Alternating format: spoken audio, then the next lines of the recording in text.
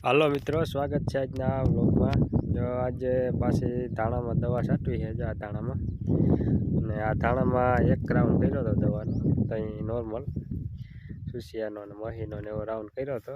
અને જો હવે 50% જેવા ફૂલમાં આવ્યા, એટલે આજ પાછો બીજી વાર રાઉન્ડ કરવો। અને હજુ ફેર કઈ દવા છે તમને દેખાડું।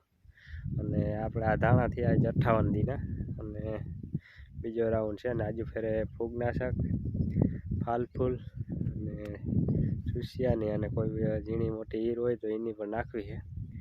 એટલે આજુ ફેરે હેવી રાઉન્ડ મારી દઈ અને આના પછી પણ એક હેવી રાઉન્ડ આવશે, એટલે 2 રાઉન્ડમાં આપણે થઈ જશે ધાણા। તો એ તમને દેખાડું।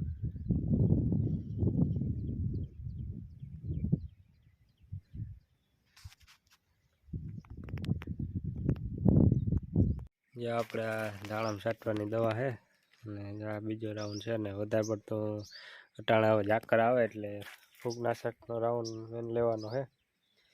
ઝાકરની આજ શરૂઆત થઈ એટલે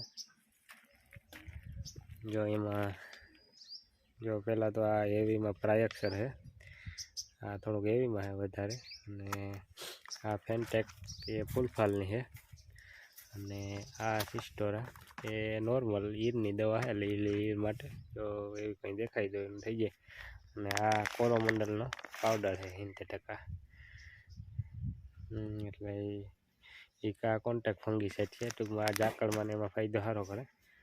અને જો અત્યારે ઝાકળની શરૂઆત છે એટલે તો ફૂગનાશકનો જે કોઈ મિત્રોએ ધાણા વાવ્યો એટલે એનો રાઉન્ડ લઈ લેવો।